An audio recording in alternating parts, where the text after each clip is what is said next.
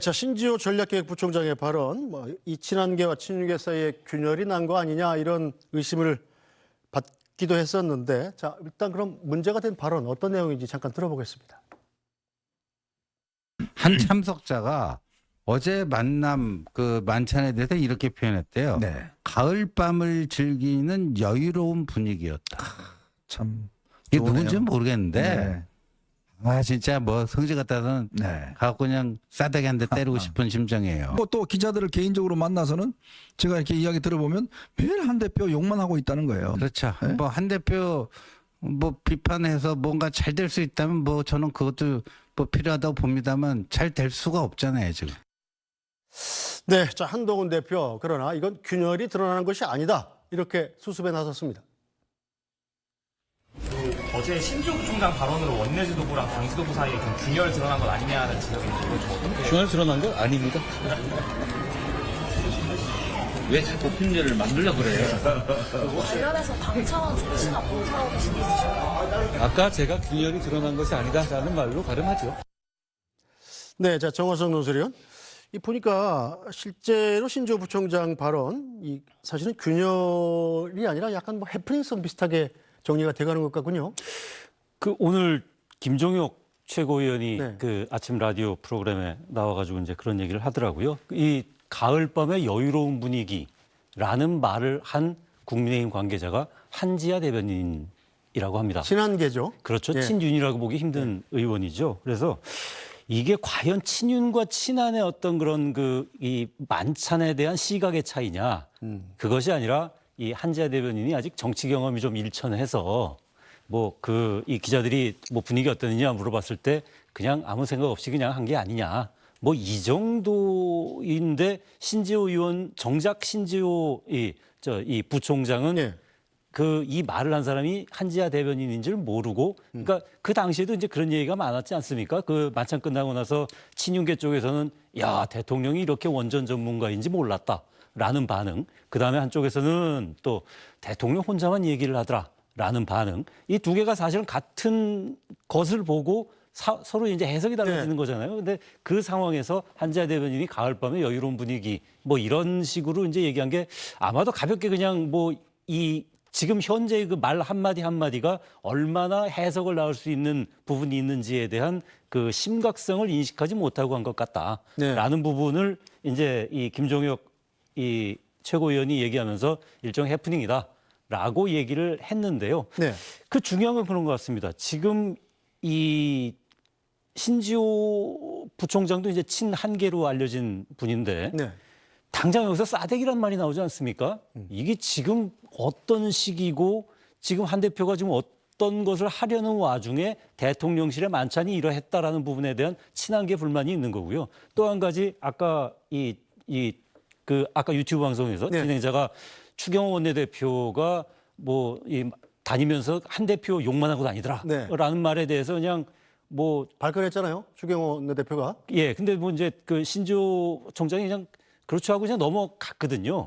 그래서 이제 이거에 대해서 반박을 하지 않은 게 또 이제 이 문제 아니냐라고 이제 네. 발끈하고 이제 얘기가 나오는 건데, 지금 한동훈 대표는 균열이 아니다라고 얘기를 하지만, 그러니까 탄핵도 심리적 탄핵과 법적 탄핵 이것도 네. 지금 논란이 되고 있습니다만은 이 균열이라는 게 심리적 균열이라는 건 지금 상당한 게 아니냐. 다만 이 균열이 드러나고 정말 표면화되는 순간 공멸할 수도 있다라는 위기감이 지금 이 지도부 안에서 그 위기감이 이렇게 잡고 있는 것이지. 네. 사실상 그 균열이라는 거는 굉장히 상당히 그 내부적으로는 진행되고 있는 거 아니냐라는 거에 대한 어떤 방증 같은 걸 지금 보여주고 있는 것 같아요. 네. 자, 김근 실장께서도 친한계시잖아요. 예, 당대표를 저희 당원과 우리 국민들이 뽑았기 때문에 네. 잘 되기를 바랍니다. 친윤계 의원들이나 그쪽 정치인들하고는 말씀 잘 안 나누시는 거 아닙니까, 혹시? 예, 잘 안 만나죠. 예. 그러니까 약간 국민의힘 같은 당이지만 네네. 친한계, 친윤계 갈등이 언제고 불거질 수 있는 상태. 네. 지금은 해프닝일 수도 있지만 언제고 이 좀 갈등이 커질 가능성은 항상 상존한다고 볼 수 있겠네요. 예, 그러니까 친윤과 친한의 갈등이라기보다는요. 네. 사실 친윤이라고 하는 그 분들이 지금 이 상황에서 어떤 조직적인 세를 형성해서 조직적으로 발언하거나 무슨 정치적인 공박을 하는 당황은 저는 아니라고 보고요. 다만 친한계는 분명히 있습니다. 그러니까 당대표로 뽑힌 한동훈 대표가 성공을 잘해서 성과를 내서 당을 지지율을 높이고 윤석열 정부와의 관계도 당정 관계를 원만하게 수평적으로 잘할 수 있길 바라는 그런 친한계 의원들은 있습니다만 네. 지금 제가 볼 때 이 갈등은 친한계와 친윤이라기보다는 친한계와 용산과의 갈등이죠. 저는 이건 뭐 부인할 수 없는 사실이라고 생각합니다. 이미 독대를 수차례 그렇게 절박하게 다급하게 요구를 했음에도 불구하고 이러저러한 핑계를 들어서 지금 만나주지 않고 있는 상황이고 또 독대를 통해서 한동훈 대표는 윤석열 대통령에게 하고 싶은 말들이 분명히 있잖아요. 김건희 여사 관련해서 좀 국민 눈높이에서 사과를 좀 해줬으면 하는 바람이 있고 여야 의정 협의체가 가동시키기 위해서라도 정부가 조금 더 틈을 열어달라라는 요구를 하고 있는 것이고 지금 대통령과 대통령실은 그렇게는 못하겠다. 의료개혁에 초치지 마라. 그리고 여사 문제는 더 이상 언급하지 마라. 뭐 이런 식의 입장인 걸로 국민들이 다 알고 있지 않습니까? 네. 그렇기 때문에 지금 당내 갈등 신조 부총장이 이야기했던 싸대기 발언이라든지 추경 원내대표가 뭐 욕하고 다니는데 이런 건 사실은 그냥 해프닝이라고 저는 볼 수밖에 없고요. 그러나 지금 당대표 선출 이후에 한동훈 당대표, 한동훈 지도부, 한동훈 체제가 추진하고자 하는 당의 혁신과 변화 그리고 대통령이 국정 방향과 국정 운영 기조를 좀 바꿨으면 좋겠다라고 하는 그런 흐름은 분명히 한쪽이 있고요. 거기에 힘을 실어주는 게 저는 대부분이라고 생각을 합니다. 물론 관망하고 있거나 어떻게 결론 날지 지켜보는 의원들이 대다수긴 하지만 네. 그런 방향으로 빨리 해결됐으면 좋겠다는 저는 흐름이 분명히 존재하고요. 네. 그 흐름이 존재해서 김건희 여사 문제든 의료 대란이든 문제가 해결되면 저는 우리 당 국민의힘 국회의원 중에서 그걸 반대할 사람은 없다고 봅니다. 다만 그런 한동훈 지도부의 방향과 재언과 문제 제기가 지금 윤석열 대통령이 마지막 결국은 최종 결정권자인데 대통령에서 딱 결정이 멈춰 있는 거거든요. 저는 그런 상황이라고만 봐주시면 이 싸움이 어떻게 될지 모르겠습니다만 이 기싸움이 결국은 국민 눈높이에서 민심의 향배가 이 싸움을 결정하지 않을까 생각을 합니다. 네, 박수 의원. 제가 짧게 한 말씀 붙이면 이것이 여당 내의 어떤 권력 구조의 갈등, 균열 이렇게 보는 시각도 있을 수 있겠습니다만 뭐 이런 걸 또 야당이 이렇게 포장을 해줘야 됩니까? 제가 보면 국민들 입장에서 한번 보시자고요.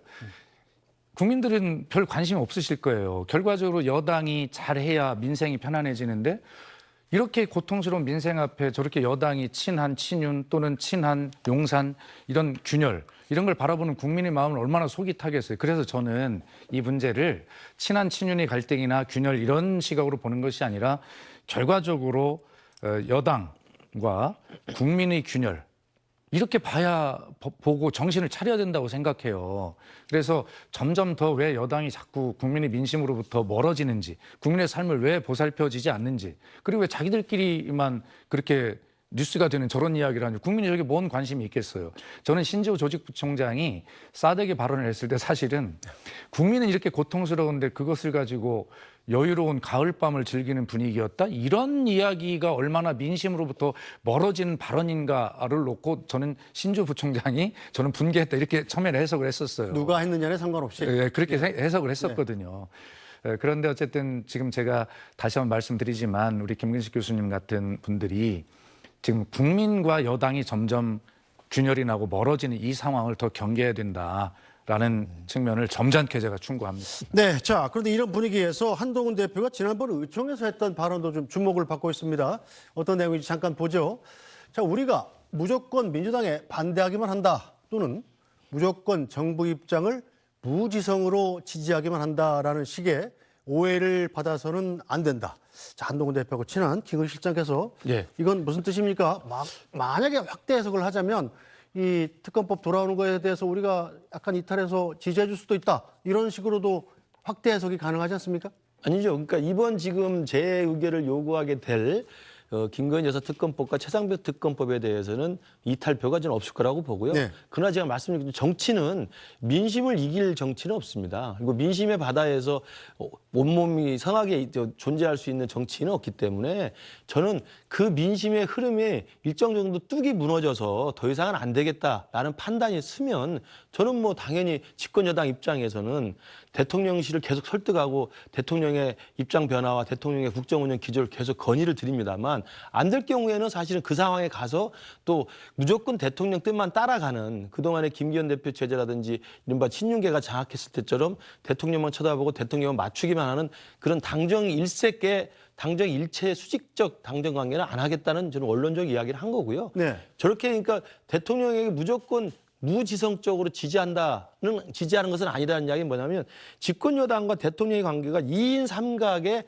선순환 구조를 만들어야 된다는 이야기를 하는 겁니다. 그러니까 2인 삼각이라는 것은 발은 한쪽은 같이 묶어서 운명 공통체로 갑니다만은 당은 한쪽 발을 민심의 바다에 내놓고 있는 거죠. 네. 그리고 대통령실은 한쪽 발을 행정부에 놓고 있는 거기 때문에 그 행정부 대통령이 통과를 하고 있는 행정부가 제대로 민심을 반영해서 잘할 수 있도록 민심의 발을 한쪽 발을 바다 민심 쪽에 내놓고 있는 집권 여당의 대표가 잘 전달해야 된다. 그 이야기를 저는 하는 것이고 그런 2인 삼각의 상호 선순환적인 협력 관계에 대해서 원칙적 입장으로 이해해 주시면 문제가 없을 것 같습니다. 네, 자 박수현 의원님 일단 여당의 주장은 이렇게 김건희 여사에 대한 맹공 그리고 네. 또 특검법이 또 나오면 또 추진하실 거잖아요. 그럼요. 그런 네. 것들이 전부 다 이 이재명 대표의 사법 리스크를 방어하기 위한 이 방탄용 아니냐 네. 이렇게 얘기를 하고 있습니다. 어떻게 봐야 될까요? 그러니까 제가 이 방송을 비롯해 여러 차례 주장을 합니다만 이재명 대표를 어떻게 방탄이 가능하죠? 지금 검찰 조사가 끝나서 기소가 되어가지고 재판을 다 받고 있는데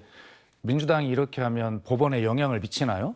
그러니까 이재명 대표 방탄용이다라고 하는 것은 이미 다 검찰 과정이 끝난 이 상황에서는 네. 이치에 맞지가 않아요.